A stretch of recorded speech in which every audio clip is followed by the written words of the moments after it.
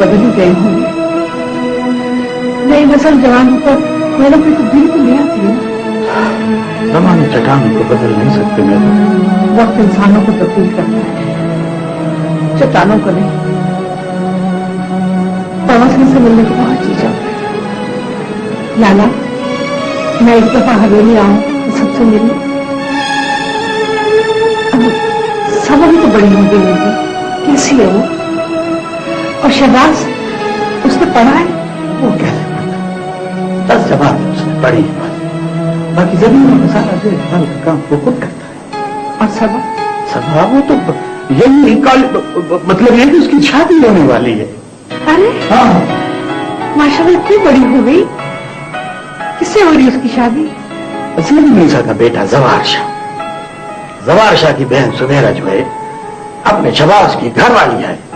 My God, बहुत से लोगों की तो मैं भूल ही गई हूँ। सिर्फ के बेटे से शादी हो रही है उसकी। लाला, सबा की शादी पे तो मैं जरूर आऊंगी। तो तुम वहां बस्ती में होगी? ना आऊं? क्यों? इतने वर्षों में बाबा साहब को एक बार भी बेटी की याद नहीं आई होगी।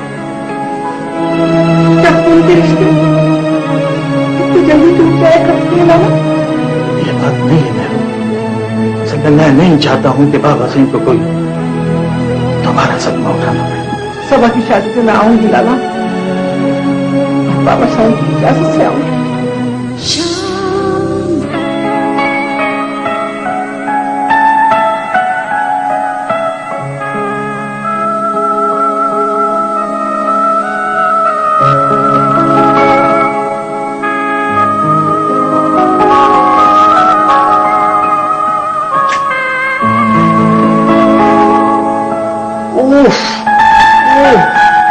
मेरा दिल।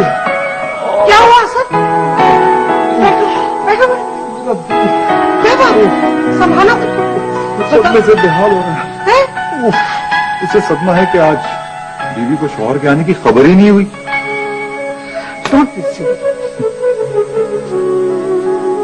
नेहरू, तुम तो मेरी आहट मेरे आने से पहले महसूस कर लेती थी। आज क्या हो गया? मेरी आहट नहीं आई या? सॉरी हसन, बहुत दिनों के बाद आज जहन बहुत मुंतशिर सा। I am sorry. क्या बात? आज हॉस्पिटल में अचानक ही शौकत भाई मिल गए। वाजी वाकई बड़ा जालिम है। किसी भी लम्हे दरमियान में आकर दीवार बन जाता है। क्यों ताने तो न दो हसन, मैं तो कभी भी तुमसे दूर नहीं गई। नेहरू, तुम्हारे याद करने से उन्हें हिचकी भी नहीं आती होगी। वो लोग तुम्हें भूल चुके होंगे। शौकत भाई बता रहे थे वो सब मुझे बहुत याद करते। और बाबा साईं? वो भी मुझे याद करते होंगे, जरूर याद करते होंगे। मेरा दिल गवाही देता है, अना इंसान को बाहर से बहुत मजबूत बना देती है, लेकिन अंदर ही अंदर बहन करती रहती है, कचौके लगाती रहती है। वो कितने ही उसूल पसंद, सख्त और रवायत पसंद क्यों ना हो, फिर तो आखिर बाप ही ना, और बाप तो फिर बाप होता है।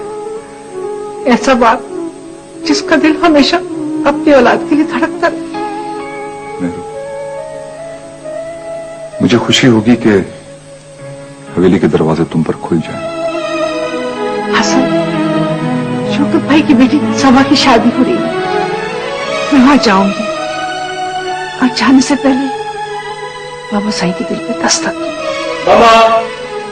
मामा लीजिए, साहबजादे भी आ गए। आपको कौन याद आ रहा है जी? पापा, मुझे कौन याद आएगा? बस वो ऐसे में सर में दर्द था, मामा को टैबलेट है। क्या हुआ बेटे, बुखार तो नहीं? नहीं, बुखार नहीं है। क्या ठहरो, मतलब थैंक गॉड। अब मुझ में मजीद दिलजोई करने की हिम्मत नहीं थी। जी क्या हो पापा? कुछ नहीं, तुम्हारी मामा को ही कुछ हो गया था, उनसे पूछो। छोड़ो इन्हें, ये लोग tablet. Thank you. Okay, good night. Good night. Good night.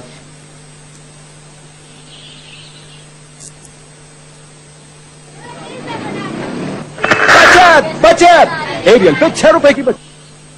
जवाशा पेशी भी शहर गया था। हमेशा समझा के भेजती हूँ कि देख पुत्र आप इसे बाहर न होना। अब तो माशाल्लाह बहुत बदल गया है।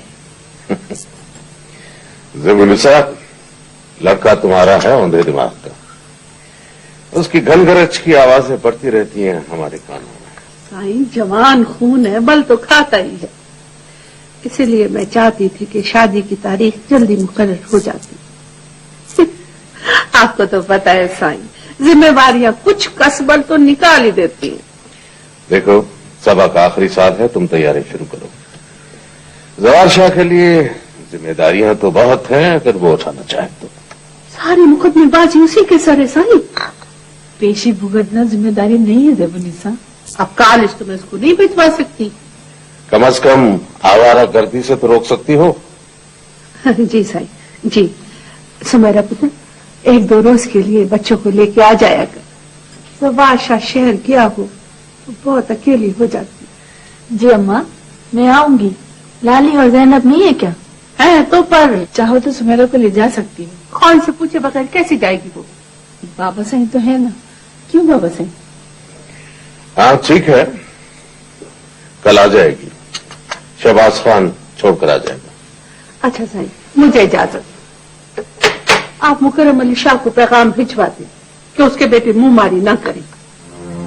मैं खून खराबा नहीं चाहती। हमारा फैसला अदालत कर रही है। उसके लड़कों ने ज्यादा गड़बड़ की तो बादशाह को संभालना मुश्किल हो जाएगा और आप इल्जाम उसी को दोगे। तुम जवार शाह को समझाओ, उनको मैं कहलवा दूंगा। और साईं, वो शादी की तारीख भी जल्दी तय हो जाती है। हो जाएगी, हो जाएगी। हर काम में जल्दबाजी अच्छी नहीं होती। अच्छा साईं, मैं चलती हूँ। अल्लाह हाफ़िज़। अल्लाह।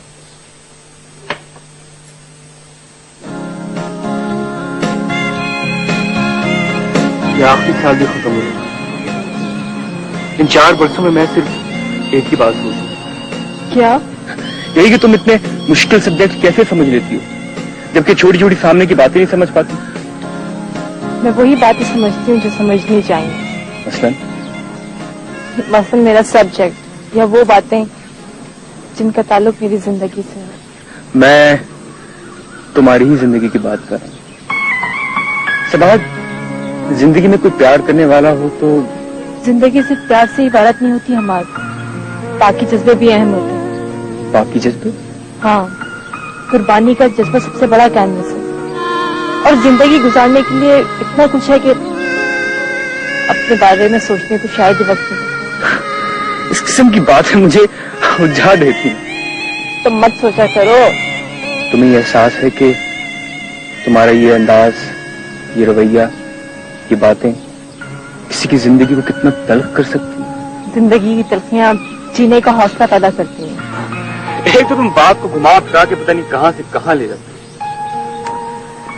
तुम शायद मुझसे ज्यादा समझदार हो, फिर ऐसी बातें क्यों करते हो जिन्हें घुमा फिरा के कहना पड़े? चले कुछ एम हासिल कर लेते हैं। देखो, मैं इंतजार करने की पोजीशन में नहीं हूँ।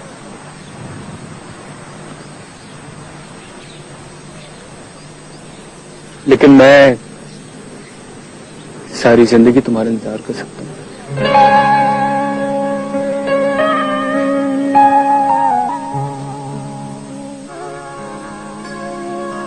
कितना मुश्किल लग रहा था अपने दिल के खिलाफ बोलना। शायद तुम सच कह रहे थे और मैं तुमसे ही क्या, खुद से भी झूठ बोलने पर मजबूर हूँ।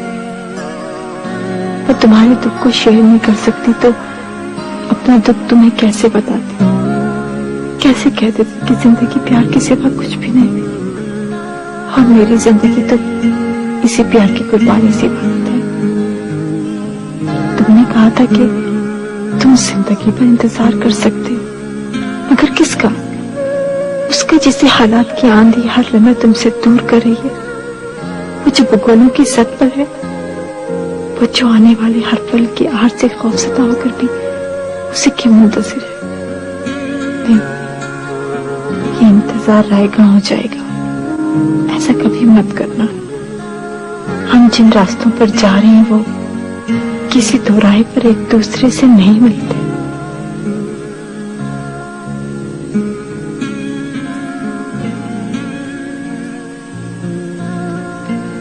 ओहो, आज फिर डायरी से बातें हो रही हैं। हाँ, कभी कभी अपने दिल से भी बातें करनी चाहिए। हाँ, इससे पता चल जाता है कि हम कितने पानी में हैं, है ना? वैसे सवाल, इससे अच्छा नहीं कि हम अपने दिल की बातें किसी और से कह दें? अपनी बातें अपनों से कही जाती हैं अंजुम, और हर कोई अपना कब होता है। इधर उधर गौर से देखा जाए तो कोई ना कोई अपना नजर आ ही जाता है। वैसे सारा दिन तुम नोट्स लिखती हो और रात में डायरी, तुम थकती नहीं हो? अभी से थक गई तो जिंदगी का इतना लंबा सफर कैसे काटूंगी? तो कौन सा ये सफर अकेले काटना होगा? एक बंदा तो साथ होगा ना, शेयर कर लेना। इस डायरी से तो ज्यादा ही काम आएगा। नहीं अंजुम, इस डायरी से ज्यादा जर्फ वाला नहीं होगा। ओफो, फलसफा, वो भी ऐन सोते वक्त हल्की फुल्की सोच रखो यार, ताकि अच्छे अच्छे ख्वाब नजर आए। ख्वाब ख्वाब देखते हुए भी तो डर लगता है। Okay friend, good night.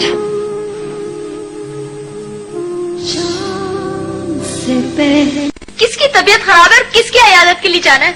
उफ अल्लाह, इस सादगी पे कौन ना मर जाए खुदा।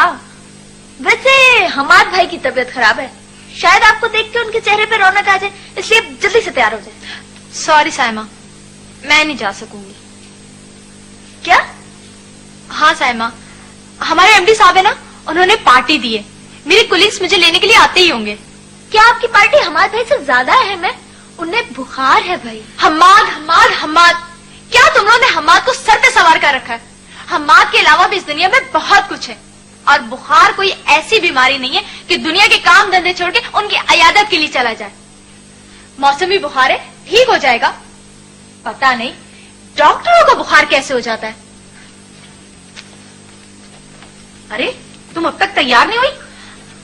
अम्मी, मैं नहीं जाऊंगी। मैंने आपको बताया था ना कि जहांगीर साहब ने पार्टी दी है, और आपने कहा था चली जाना। बेटा, उस वक्त तक मुझे हम्माद के बारे में नहीं मालूम था। तो आप लोग चले जाए ना। तुम्हारा दिमाग खराब है। मैं हम्माद से तुम्हारी शादी के बारे में सोच रही हूँ, और तुम? प्लीज अम्मी, आप अभी मेरे बारे में ना सोचें। और वैसे भी हम्माद साहब को ज्यादा ही नक चढ़े। ये लड़की भी अजीब है, पल में तोला पल में माशा। चलो जा, तुम जाके तैयार हो।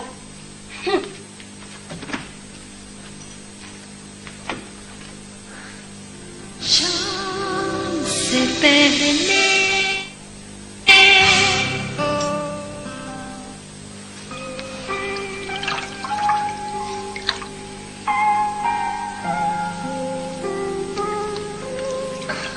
भाई कमाल है हमाद, इस घर में तुम समेत इतने डॉक्टर, फिर भी तुम मरीज हो। अरे हामिद भाई, मैं तो खुद कह रहा हूँ कि मैं ठीक हूँ, मगर अम्मी तो खामखा परेशान हो जाती हैं। बेटा जी, मैं माँ हूँ। आप तो जज्बाती हो रही है। हर माँ अपनी औलाद के मामले में जज्बाती ही हुआ करती है। मगर मामा, आप तो खुद कहती थी कि डॉक्टर्स को जज्बाती नहीं होना चाहिए। मगर साहबजादे, मेरे ख्याल में माँ को डॉक्टर नहीं होना चाहिए। मम्मा, आटे में पट्टियां बदलती हूँ। हाँ बेटा, मैं टैबलेट्स लेके आ रही हूँ। अरे बाजी, खामखा छोड़े भी, मुझे तो ऐसा लग रहा है कि बहुत सख्त बीमार हो गया हूँ। अरे बेटा, लगाने दो पट्टियां, लगाओ। इतना रहो तुम।